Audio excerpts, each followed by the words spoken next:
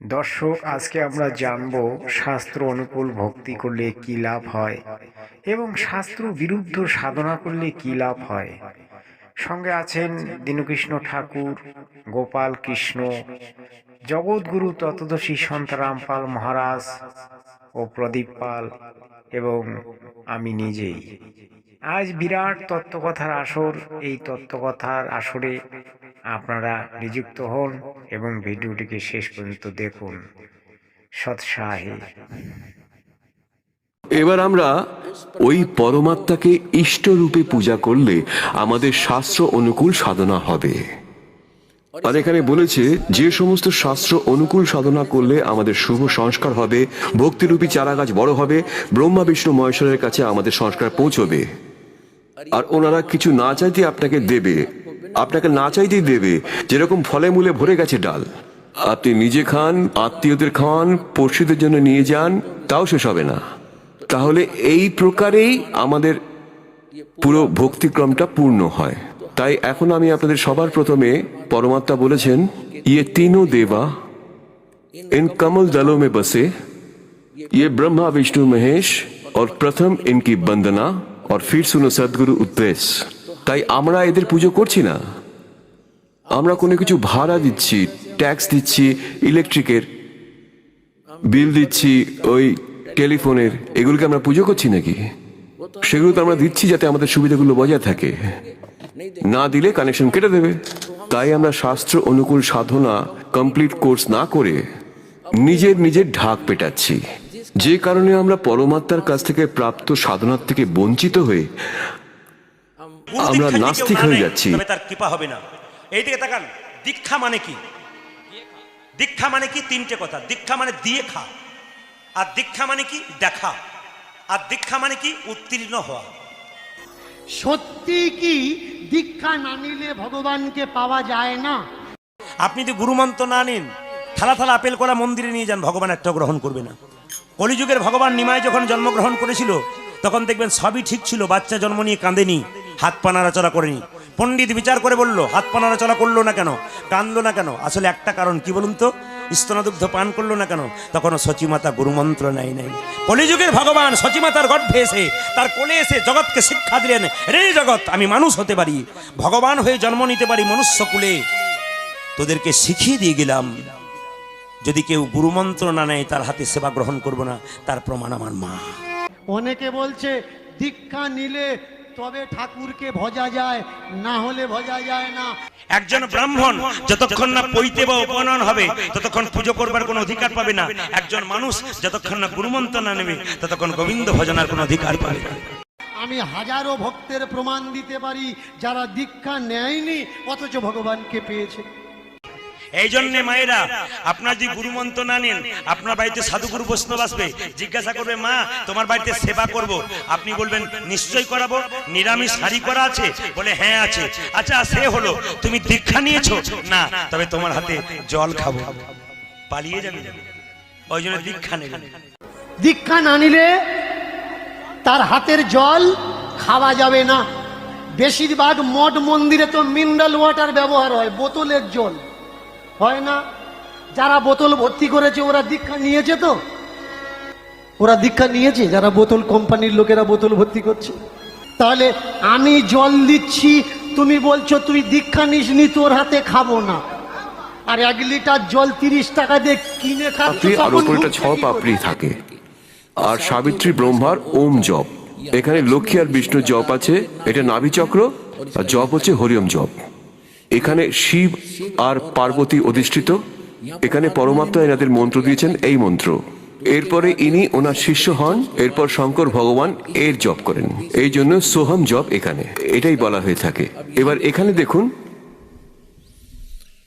ইনি দুর্গা, এনার এই 16 পাপড়ির চক্র, এটা কণ্ঠের কাছে অবস্থিত, আর এটাই হলো এর জপ।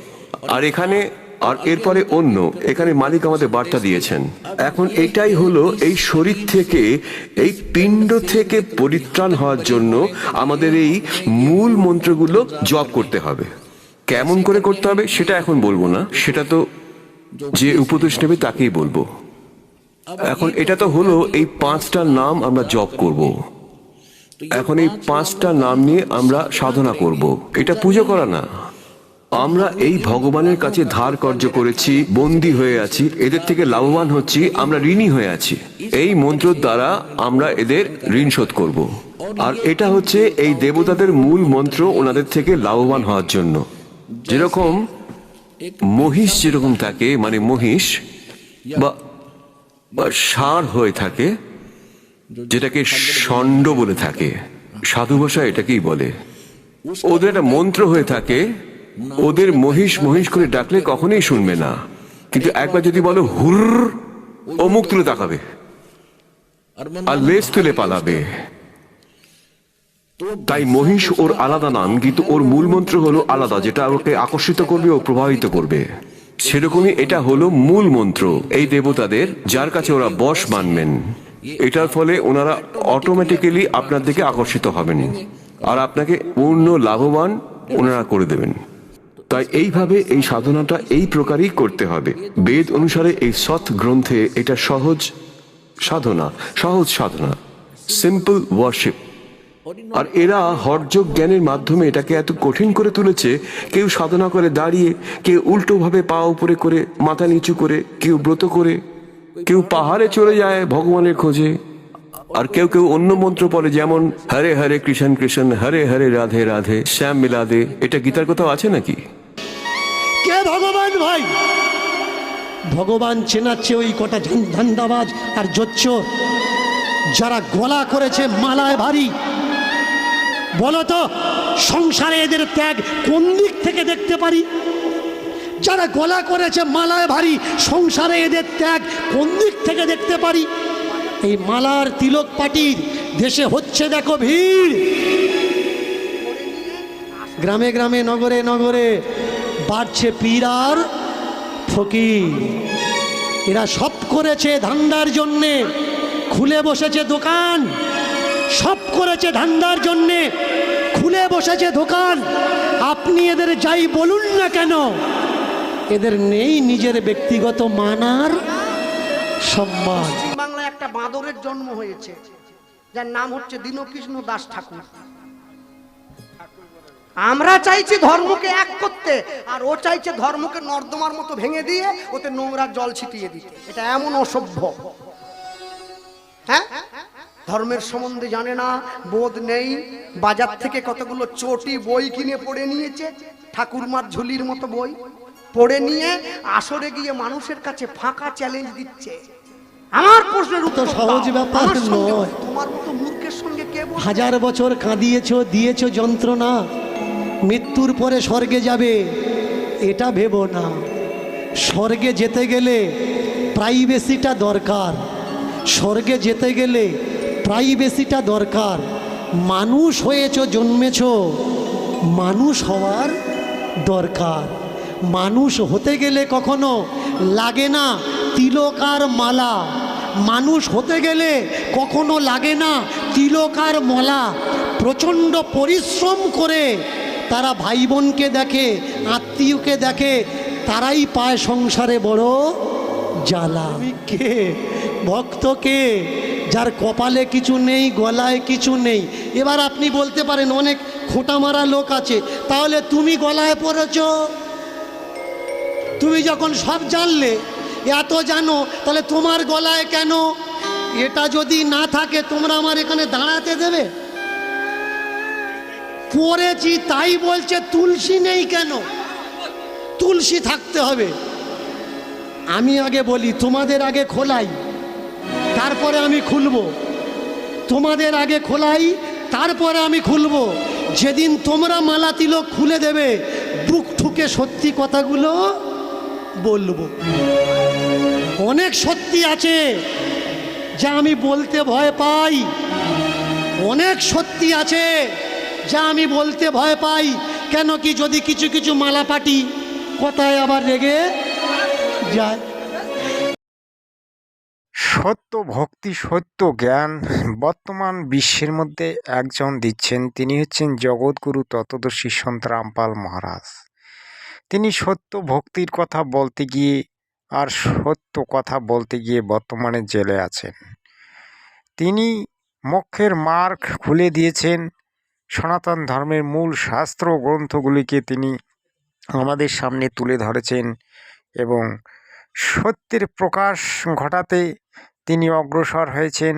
আজ তিনি মানব কল্যাণে নিয়োজিত, তাই মানব কল্যাণকারী কাজ করার জন্য তিনি আজ নিজের জীবনকে উৎসর্গ করে দিয়ে মানবতাকে রক্ষা করছেন। তিনি মানব ধর্মের প্রচার করছেন। যুগে যুগে কোনো না কোনো মুনি ঋষি বা কোনো না কোনো মহামানব আমাদের ধর্মকে এগিয়ে নিয়ে গেছেন এবং সত্যের সন্ধানে আমাদেরকে অগ্রসর করেছেন এবং সত্যের সন্ধান দিয়েছেন। তাই বর্তমান যুগের একজন বিখ্যাত ব্যক্তি, তিনি হচ্ছেন জগৎগুরু তত্ত্বদর্শী সন্ত রামপাল মহারাজ। গীতায় আমাদেরকে দেখিয়ে দেবেন যে আমাদের গীতায় কি বলা আছে এবং গীতার আসল কথা কি। গীতা অনুসারে ভক্তি করলে আমরা কি লাভ পেতে পারি এবং গীতা আমাদেরকে কি বুঝিয়েছেন সেই সম্পর্কে তিনি কিন্তু এবার বিস্তারিত তত্ত্ব আমাদের সামনে তুলে ধরবেন। তত্ত্বদর্শী সন্তকে খুঁজুন, খুঁজে বার করুন। থাকুন এবং দেখুন। আর সেটাই হচ্ছে সাধনা করার 3 অধ্যায়ের 8 নম্বর শ্লোকে গীতায় জ্ঞানদাতা বলেছেন, যদি তুমি একটা স্থানে বসে যাও, এটা তো বেদ জ্ঞান। যদি কাজ ছেড়ে দাও, কর্ম না করো, তাহলে তোমার জীবন চলবে কেমন করে? এটা তো ভাই ঠিক কথা। শ্রীমদ্ ভগবত গীতার অধ্যায় নম্বর 3-এ শ্লোক নম্বর 8-এ কি লেখা আছে দেখুন। শ্রীমদ্ ভগবত গীতা অধ্যায় নম্বর 3-এ শ্রীমদ্ ভগবত গীতা আর শ্লোক নম্বর 8, এখান থেকে শুরু আর এখানে হচ্ছে তার অনুবাদ। তু শাস্ত্র বিহিত কর্তব্য কর্ম কর, যে শাস্ত্রে যেটা লেখা আছে সেই অনুসারে তুমি সাধনা করো। কারণ কাজ না করার থেকে ভালো হচ্ছে কর্ম করা। কর্ম না করা মানে এক জায়গায় বসে থাকা, মানে হঠযোগ করা। এর অপেক্ষা কর্ম করাই শ্রেষ্ঠ উপায়। কারণ কর্ম না করলে তোমার জীবনকে তো নির্বাহ করতে পারবে না। তোমার জীবন চলবে কি করে যদি এক জায়গায় বসে থাকো? এবার পুণ্যাত্মাগণ, এতক্ষণ আপনারা যে 3য় অধ্যায়ের 8 নম্বর শ্লোক দেখলেন শ্রীমদ্ ভগবত গীতায়, এটা হলো বেদ জ্ঞান। কারণ এটা যজুর্বেদের 40 নম্বর অধ্যায়ের মন্ত্র নম্বর 15 সাথে মিলে যায়। 6 নম্বর অধ্যায় 16 নম্বর শ্লোকে এটাও বলেছে যে অর্জুন, এই যোগ সাধনা না প্রচুর খাবার লোকের জন্য, না একদম না খাওয়া লোকের জন্য। যদি আপনি বেশি খেয়ে ফেলেন তাহলে আপনার হাই উঠবে, ভক্তি হবে না। আর একদমই না খেলে মানে ব্রত রাখা গীতাতে বারণ আছে। এনারা ব্রত করান একাদশীর, এটা কোথা থেকে আনলেন? যারা প্রচুর ঘুমায় বা বিশ্রাম নেয় তাদের জন্য নয়, আর যারা বেশি জেগে থাকেন তাদের জন্য নয়।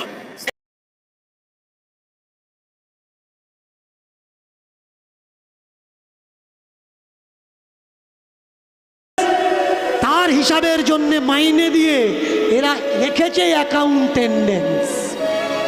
জানেন না আপনি আর আমি, তাই মনে করি ওখানে বুঝি আছে ভগবান। জানেন না আপনি আর আমি, তাই মনে করি ওখানে বুঝি আছে ভগবান।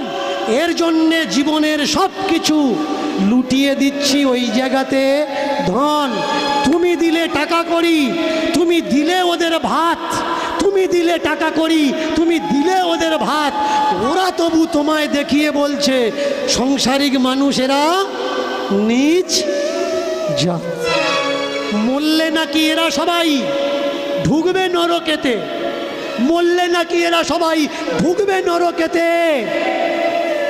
এরাই যাবে স্বর্গরে, এরাই যাবে স্বর্গদ্বারে। কারণ বিষ্ণু আসবে এদের জন্য রথ নিয়ে। জিজ্ঞাসা করবেন আমি নরকে যাব, তুমি স্বর্গে যাবে, এর প্রমাণটা কি? বলবে খুলে দেখো ভাগবত, ব্যাসজি লিখে রেখেছে। সব দান করে দিয়ে আপনি যাবেন গাছতলায়, আপনি বড় ভক্ত, সবটা ওদের দিয়ে দেবেন, জায়গা জমি গাড়ি বাড়ি ওদের দান করে দেবেন, আপনি বড় ভক্ত। গুরুদেব ওই টাকা নিয়ে অট্টালিকা বানিয়ে একটা এসি বসিয়ে হাঁটুর ওপরে হাঁটু ঢেলে বলছে দেখেছিস কত বড় ভক্ত গাছতলায় আছে। ওই গুরুদেবকে বলুন না যে গাছতলায় থাকলে যদি বড় ভক্ত হয়